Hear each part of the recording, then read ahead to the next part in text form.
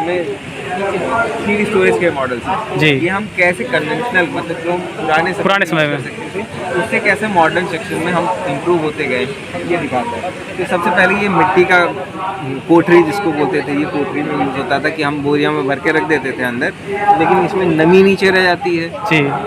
और ये क्या रोडेंट्स यानी चूहों का अटैक ज़्यादा है, चूहे आके कहीं बोरी काट के बीज का नुकसान हो रहा है, इंसेक्ट लग गया, नमी खुले में नमी ज़्यादा लगती है तो नमी हमेशा सीड से बिल्कुल नहीं है। सीड के केस में जैसे 3 भागों में है मेनली अनाज, दलहने और तिलहने। अनाजों के केस में मॉइस्चर 13% से उससे नीचे होना चाहिए जी। 13% से नीचे रखने के लिए हम पता लगा हवा में नमी है, वो हाइग्रोस्कोपिक नेचर का होता है सीड, वो हवा में नमी है तो जब तक उसकी और बाहर की नमी आधा बराबर नहीं हो जाती तब तक वो सीड अब्जॉर्ब करता रहेगा नमी को। तो उस नेचर की वजह से हमें इसको मेंटेन करना पड़ता है कि हाँ वो 13 के बिलो ही रहे, तो ऐसी कंडीशन देनी पड़ेगी। तो ऐसे यहाँ पे तो पॉसिबल थी नहीं, तो सीड खराब भी बहुत ज़्यादा होता था। जैसे मॉइस्चर बढ़ा उसमें इंसेक्ट और फंगस का अटैक ज़्यादा बढ़ा, तो हम इसको सोच के थोड़ा इम्प्रूव हुए कि ये ऐसे स्टोरेज बनाए गए मिट्टी के, अभी गांव में होते भी हैं सर। हाँ ये अभी भी अवेलेबल है बहुत सारे गाँव में। तो ये पैक रख दिया, लेकिन इनमें भी प्रॉब्लम थी कि एक बार पैक करने के बाद जब ओपन किया फिर उसके बाद बंद करना मुश्किल है। तो है। इनमें नीचे होल किए जाते थे निकालने के लिए, उसको बार बार इनमें ये पॉसिबल नहीं था कि हम इनको हर समय मेंटेन करके रखें। एक बार ओपन हुआ तो नमी मिल जाती है, और क्योंकि ये मिट्टी के थे तो बाहर से ये मिट्टी भी नमी अब्जॉर्ब करके फिर ये फर्दर सीट तक पहुँची जाती थी आगे, तो लंबे समय तक हम स्टोर नहीं कर सकते।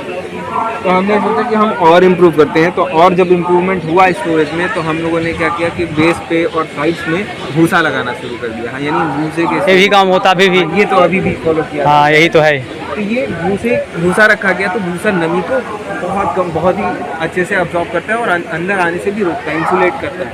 तो वुडन पैलेट्स बनाए गए, उसके ऊपर हमने सीड को स्टोर किया, तो ये मॉइस्चर को भी आने से रोकता है और ये सीड हमारा काफ़ी हद तक सेफ रहता है वुडन पैलेट्स को होने की वजह से, क्योंकि रोडेंट्स नीचे और कॉर्नर पे ज़्यादा घूमता है। अगर आप बोरे को साइड में लगा के रखोगे तो चूहा जरूर काटेगा, थोड़ा गैप छोड़ दो बहुत कम कटेंगे। ये आप कभी भी ट्राई करके देख लेना स्टोरेज में।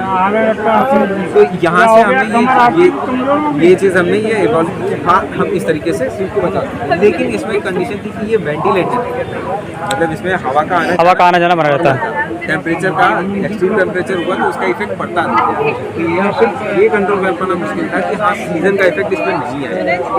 मॉइस्चर अगर सीज़न पे ज़्यादा हो रहा है, बारिश का मौसम आया, मॉइस्चर ज़्यादा है, ये अब्जॉर्ब कर सकते हैं।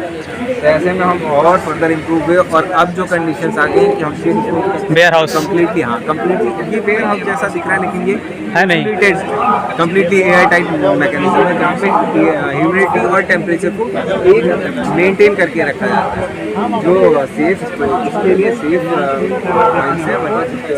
इसका ह्यूमिडिटी का जो है वो 45 to 55 डिग्री परसेंटेज पे रखना चाहिए, और जो टेम्परेचर है वो 25 to 30, मतलब जो नॉर्मल टेम्परेचर रहता है नॉर्मल टेम्परेचर पे वो सबसे अच्छा है जब प्रॉपर मॉइस्चर कंटेंट पे है। तो ऐसी कंडीशन में बहुत अच्छे से लंबे समय तक हम इनकी क्वालिटी में, यानी जो इनकी जर्मिनेशन परसेंटेज है, इनका वाइबिलिटी और विगर, उसको मेंटेन करते हुए, इनकी क्वालिटी को मेंटेन करते हुए लंबे समय तक इनको स्टोर कर सकते हैं।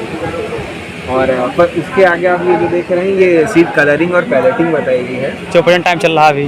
हाँ ये प्राइमिंग हो गया और पैलेटिंग हो गया, ये कलरिंग हो गया, बहुत चल रहा है। कलरिंग का लोग बहुत अलग सेंस ले जाते हैं, कलरिंग क्यों? कलरिंग क्यों? अच्छा मैं अगर किसी चीज़ का ट्रीट करूँ जिसका कोई कलर नहीं है तो आप कैसे पहचान पाओगे कि ये खाने लायक है या नहीं? खाने लायक है कि नहीं, कलर मतलब ट्रीटेड है कि नहीं है? तो इंसेक्टिसाइड्स का आपको ज़्यादातर देखिए कलर तो खास नहीं होता, आप मिक्स कर दो सीड पर कलर नहीं आता, ओरिजिनल कलर नहीं आता इतना। तो अगर कोई से बहुत सारे ऐसे इंसेक्टिसाइड है पॉइजनस होते हैं, आप टेस्ट करिए तो आपको प्रॉब्लम हो सकती है, मे भी आपको हॉस्पिटलाइज होना चाहिए, आपको डेथ हो सकती है। तो इस चीज़ को बताने के लिए कि ये ट्रीटेड है, इसके लिए इनकी कलरिंग आवश्यक है।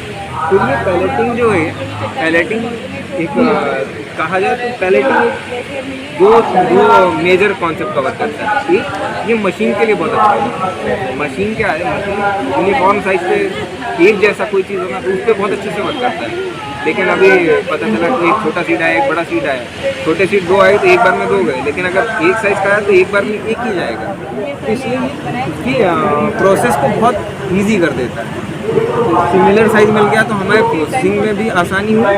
दूसरा, बाइंडर हम यूज़ कर रहे हैं, इसके ऊपर एक कोटिंग चढ़ा रहे हैं, ठीक है। तो हम इस कोटिंग के साथ में न्यूट्रिएंट्स पैक कर सकते हैं, प्लस ग्रोथ रेगुलेटर्स ऐड कर सकते हैं। तो जब अर्ली इस्टेब्लिशमेंट होगा, जब ये सॉइल पे आएगा तो इसका अर्ली इस्टेब्लिशमेंट जनरेशन भी बहुत अच्छा होगा, प्लस न्यूट्रिशन अच्छा मिलने की वजह से, क्योंकि हम न्यूट्रिएंट्स और ग्रोथ रेगुलेटर्स ऐड कर रहे हैं, उसकी वजह से प्लांट का इस्टेब्लिशमेंट ग्रोथ होगा, यानी हेल्दी सीडलिंग फाइंड होगा और ये आगे चल के अच्छा पौधा मिलेगा। जी। तो ये बहुत सारी इसकी खासियत है। दूसरा, आप जो ये देख रहे हैं, ये क्या है सर? ये कंट्रोल सीड आप देख रहे हैं। कंट्रोल सीड का मतलब होता है तो विदाउट एनी ट्रीटमेंट, इसमें कोई कोई ट्रीटमेंट ट्रीटमेंट नहीं है इसमें। फिर ये सीड कलरिंग का ही एग्जांपल है। Then ये सीड प्राइमिंग का है। प्राइमिंग का मतलब होता है कि सीड को वाटर या फिर किसी एजेंट पे सोक करना क्या, इसको सोक इस तरह से करते हैं कि इसकी जर्मिनेशन की पहले की जो प्रोसेस है ना, जो हाइड्रोलिसिस होता है, प्रोटीन्स का ब्रेकडाउन और जो इसमें कार्बोहाइड्रेट्स है उनका ब्रेकडाउन, ताकि ये फर्दर जर्मिनेशन के लिए रेडी हो सके। बस रेडिकल निकलने से पहले इनको, मतलब पहले की सारी प्रोसेस कंप्लीट हो जाती है। तो उसी हिसाब से ये आर्स में या डेज में किया जाता है। मेरी बॉडी को कौन सी ग्रुप का है तो कुछ आर्स में ये जर्मिनेशन की सारी प्रोसेस हमने पहले कर दी। अब शो करने के बाद जर्मिनेशन बहुत आसानी से, बहुत जल्दी हो जाएगी। जी सर। तो फार्मर्स को ये होता है ना कि मैं आज साइड लगाया, कल ही दिख जाए मेरे को, निकल के। तो फार्मर्स को अगर ये चीज़ दिखती है तो ये हमारे लिए अच्छी है। सीड की क्वालिटी बढ़ती है, फिर प्रोसेस अच्छी हो गई तो सीड जनरेट भी फील्ड में अच्छा होगा। अलग अलग प्राइमिंग जैसे अलग अलग ट्रीटमेंट, मतलब जैसे ग्रोथ रेगुलेटर प्राइमिंग की जाती है और न्यूट्रिएंट्स में भी प्राइमिंग की जाती है। सिर्फ वाटर से प्राइमिंग करते हैं, हाइड्रो प्राइमिंग करते हैं। इसी तरह से अलग अलग मेथड की प्राइमिंग है। और बाकी ये पैलेटिंग मैं आपको बता चुका हूँ। Thank you sir.